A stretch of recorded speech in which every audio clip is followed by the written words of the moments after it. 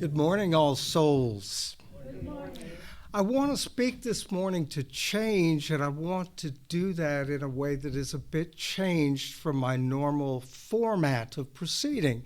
Instead of just talking to you, I want to talk with you, for you, and then instead of at you, to lead a conversation among you with me, looking forward in terms of who All Souls is and who you are.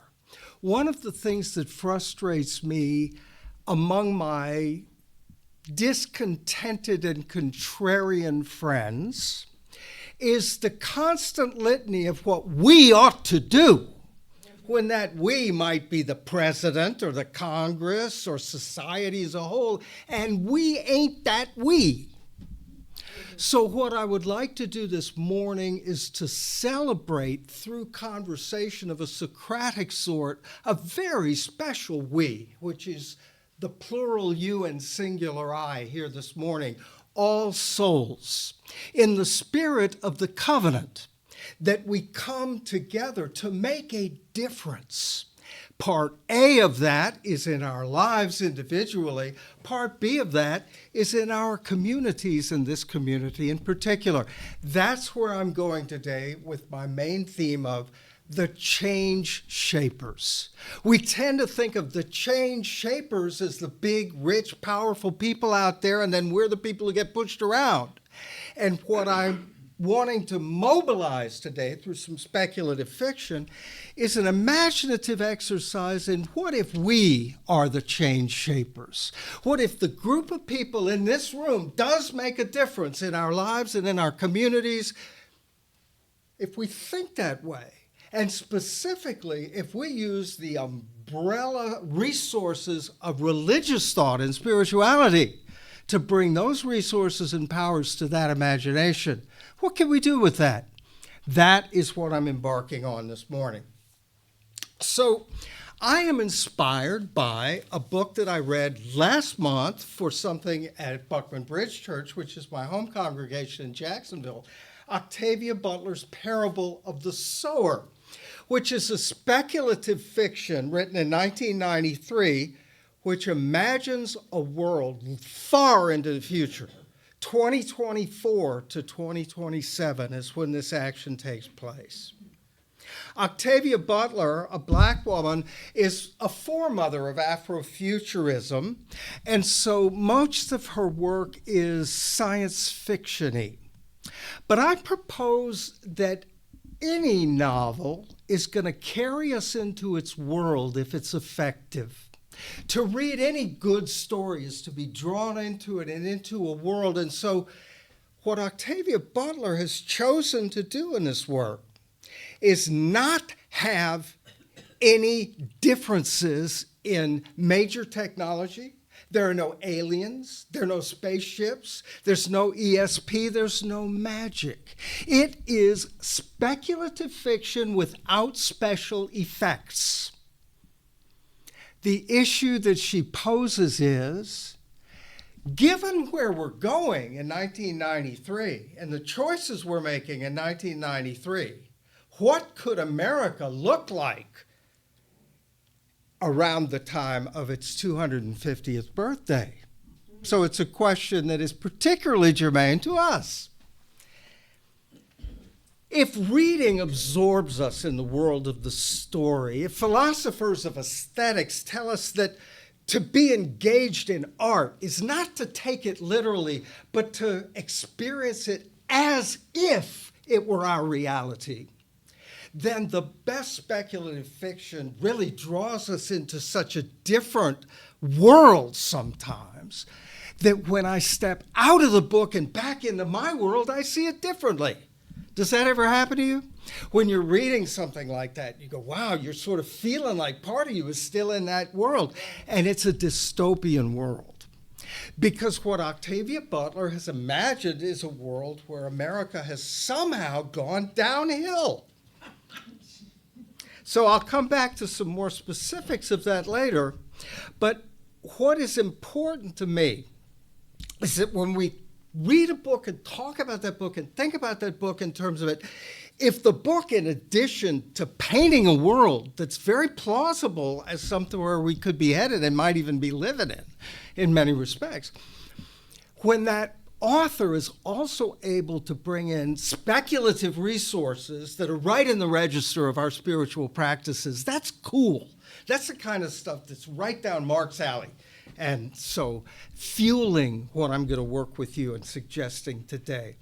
The protagonist of Parable of the Sower and its follow-up, Parable of the Talents. I'm sorry, Parable of the Sword or Sower? Sower. Sower, like you said. I will quote later the biblical passage that the title is drawn from. There's one in Luke and one in Mark as well. The sower of seed. The protagonist, Lauren, is an African American living in a mixed community in which she is a minority. And she's coming of age in our present day life, which would have been for the author the future of several decades down the road. I really appreciate a teenage protagonist because a teenager has to live in the world that we visit. And that's the world we will die in is the world that they have to inherit and grow up in. A teenager is someone coming of age, just as I'm kind of coming out of age or into my older age or something. So to have this written in the words of somebody who's 15 years old at the time the book begins is to put the perspective of that world in the hands of the person who's going to inherit that world. And to me, that's very, very powerful when we get close to home with America. So Lauren is coming of age with a father who is a university professor and a minister. Now, I won't tell you much about the structure of the world they live in because I hope you'll read the book, and I don't want to give all that away. But their cul-de-sac community is now a walled enclave. So there are risks in her father going out to university. But I think it really significant that her father embodies the elements of traditional civilization in terms of values. The value of reason, of science, of inquiry, of books, of scholarship. All of that is what, at its best, a university is about, even before you have any classes, right? And a church, which many of us will think, well, traditional religion. Lauren thinks that too. Lauren completely rejects her father's idea of God, but what she finds is that her father's church community is what holds that cul-de-sac together in a hostile world. The community that they have is in many, many important ways, as Lauren perceives it, predicated on a shared, if not belief system, at least the shared commitments and empathies of those people. So then Lauren, in looking at a life in a disintegrating and hostile, threatening, terrible world outside that gate, is looking for meaning in her life, not just to be a survivor.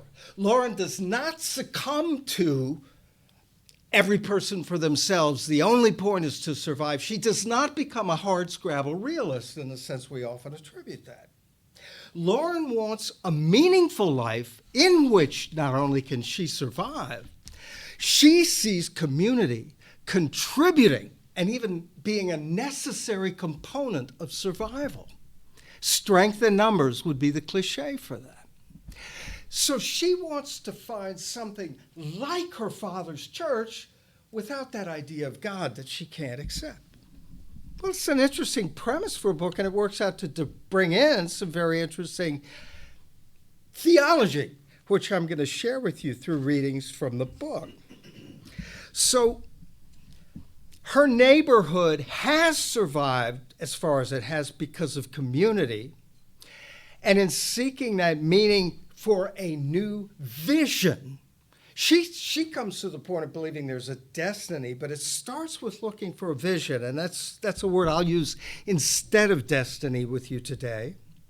And it's one that I think could fit very well with a group of people who did the work for the difference it would make in their lives and in the world around them. So, let me start at the level of the difference it would make in our lives. Before I get into any of the theology, for me as an individual, I get really frustrated coping with the changes in my world. They keep doing different things with how I listen to music, different things with how I watch visual stuff, different things with who you might communicate with and how, if something went wrong with a purchase you made, for instance. So some of what I have trouble coping with is just that old man stuff, several generations removed from the things that are in currency now. But some of what bothers me is cultural. So not only is it, how do I do this? How do I do this? There's part of me that's like, how come people act like this now instead of like that? For old people, part of the stereotypical thing was lack of manners. Why, in my day? And that goes back at least to Aristotle about kids today, right? But it goes beyond technology. It goes beyond culture. It, in fact, becomes a matter of politics and civilization. Some of the changes that I see are changes in, for instance, what is the meaning of the Constitution in American life? Or what is the meaning of democracy in American government? And I'm not just speaking of persons who are different from me politically. I'm speaking of the whole tone of American society as insofar as politics influences and even drives a lot of that. So I'm sure many of you can relate to my frustrations with those changes. But as I said, I can't directly make a big change in what America does. I can vote, I can get involved in things.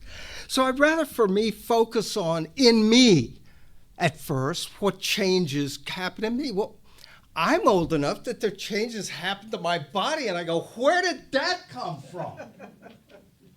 And it's more like it's the end of the world we know it than a change is going to come. Oh, goody, I was looking forward to that, I'm telling you.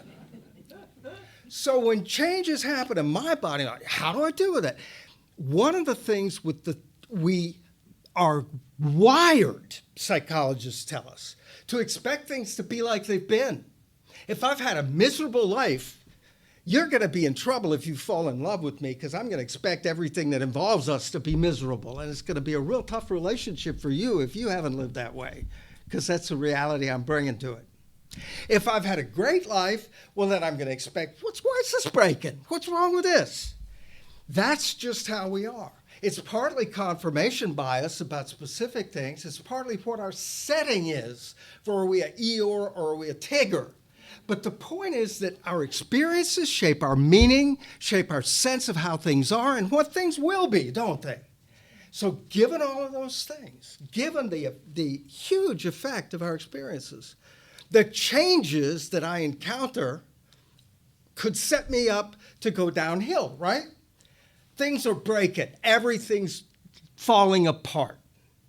There are all sorts of stuff. There's at least 3 great books written out of titles from that Yeats poem. So what might I do, since my set point is to resist change at the individual level? What would it mean for me to be a shaper of change in my life? Not to be the person who's the victim of change, who gets changed by things in negative ways. What would it mean for me to use the changes around me to positively influence the person that I am in a direction of change that's desirable?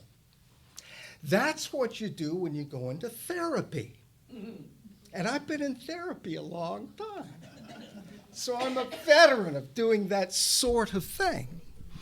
What this novel introduces is a possibility of a change that reaches toward a community level in addition to that. And that's where the theology or the metaphysics comes in. But I want to set up that level of it by quoting an author who, in the afterword to this edition of the Parable of the Sower, N.K. Jemisin wrote, "I am comforted by the idea that change is a tool I can shape to my advantage." Think about that. I'm going to give you one minor example to begin with, and that is music. I have a library of several thousand vinyl albums, maybe 1,000 CDs, way too many of this, that, and the other. But I have playlists. And if I can develop those playlists and set them up, I can listen to them anywhere without carrying any of that crap around with me. So wouldn't it be wonderful to live in a world where I can effectively translate my relationship to music into playlists that are portable and shareable and that kind of thing? It's a great concept. So if I can master those frustrations well enough to say, this is a change that I can use to make my life lighter, less encumbered, less attached, then that's a good thing.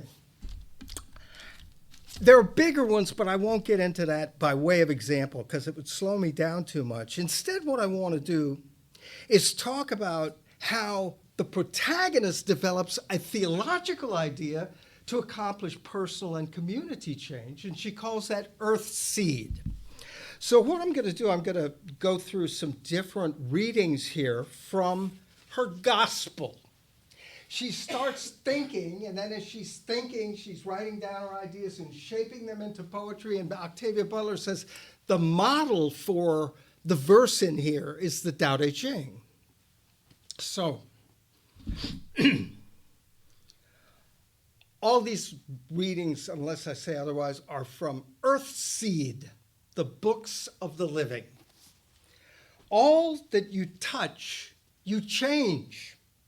All that you change changes you.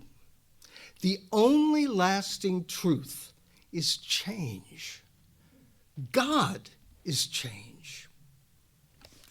God is power, infinite, irresistible, inexorable, indifferent, and yet God is pliable, trickster, teacher, chaos, clay. God exists to be shaped. God is change. We do not worship God. We perceive and attend God. We learn from God with forethought and work. We shape God. In the end, we yield to God. We adapt and endure, for we are earthseed, and God is change. We are earthseed, the life that perceives itself changing. Create no images of God, except the images that God has provided. They are everywhere, in everything. God is change. Seed to tree, tree to forest, rain to river, river to sea. Grubs to bees, bees to swarm. From one, many. From many, one. Forever uniting, growing, dissolving, forever changing. The universe is God's self-portrait. God is neither good nor evil, neither loving nor hating. God is power. God is change. We must find the rest of what we need within ourselves, in one another, in our destiny. Any change may bear seeds of benefit. Seek them out. Any change may bear seeds of harm. Beware. God is infinitely malleable. God is change. A victim of God may, through learning adaptation, become a partner of God. A victim of God may, through forethought and planning, become a shaper of God. Or a victim of God may, through short-sightedness and fear, remain God's victim, God's plaything, God's prey, with an E. That's an E-Y in prey there. God's victim. What a great concept, Job. The self must create its own reasons for being. To shape God, shape self. That reminds me of the frequently quoted by Universalist, Unitarian Universalists saying, be the change you want to see, right? To shape God, shape self. Your teachers are all around you, all that you perceive, all that you experience, all that is given to you or taken from you, and I can't help but thinking Dark Side of the Moon ending there. All that is given to you or taken from you, all that you love or hate, need or fear will teach you if you will learn. God is your first and your last teacher, subtle, demanding. Learn or die.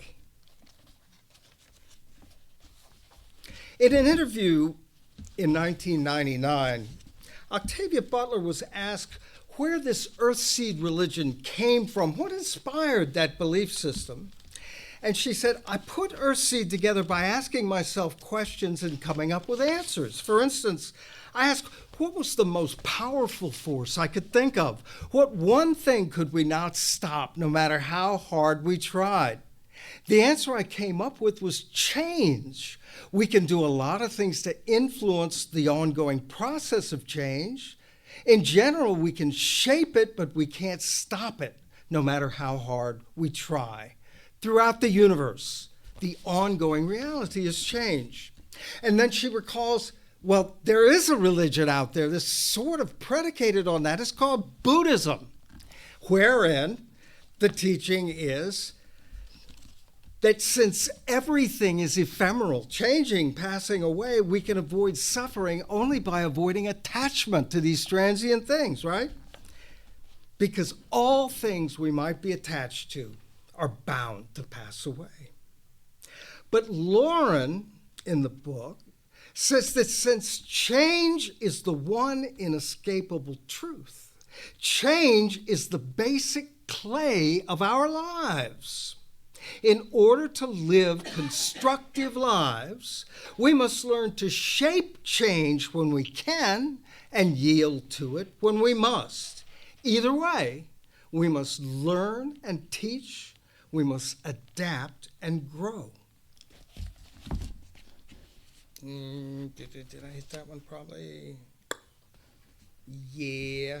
I'm sorry, I got a bunch of different, I'm jumping all around the book and I'm trying to do it efficiently. So, in terms of our larger world,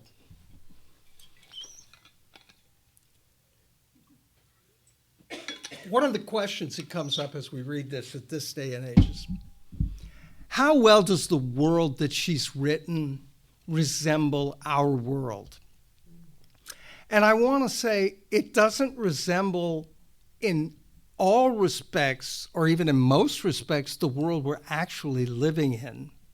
But if you look at the trends and the other themes of the arc of change, it does not appear that Obama's prophecy in quoting the arc of justice or the arc of time bending toward justice is quite exactly happening, does it? What's that quote? Anyway, don't slow me down by telling me, but you all know what I'm talking about, right? The bending toward justice thing that felt so sweet in 2008. This is from Earthseed. When apparent stability disintegrates, as it must, God is change. People tend to give in to fear and depression, to need and greed. When no influence is strong enough to unify people, they divide. They struggle, one against one, group against group, for survival, position, power. They remember old hates and generate new ones. They create chaos and nurture it. They kill and kill and kill until they are exhausted or destroyed, until they are conquered by outside forces, or until one of them becomes a leader most will follow, or a tyrant most fear. 1993 she wrote that. I have to pause for a second because I get choked up thinking about tyrant stuff. That's not speculative fiction. Invoking the freedom of the pulpit, because certainly that's a debatable point. The parable of the sower is taken from the Bible, and in the book of Mark, it reads, "Hearken, behold, there went out a sower to sow, and it came to pass as he sowed, some seeds fell by the wayside, and the fowls of the air came and devoured it up. Some fell on stony ground where it had not much earth, and immediately it sprang up because it had no depth of earth. But when the sun was up, it was scorched, and because it had no root, it withered away. And some fell among thorns, and the thorns grew up and choked it, and it yielded no fruit. And the other on good ground, and did yield fruit, that sprang up and increased, and brought forth some 30, some 60, some 100. And he said unto them, He that hath ears to hear, let him hear."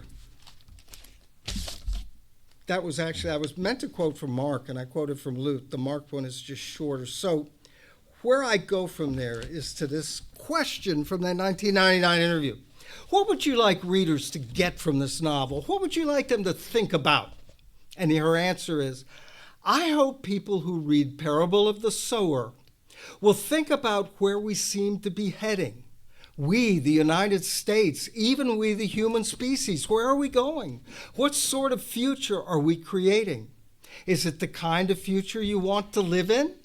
If it isn't, what can we do to create a better future? Individually and in groups, what can we do?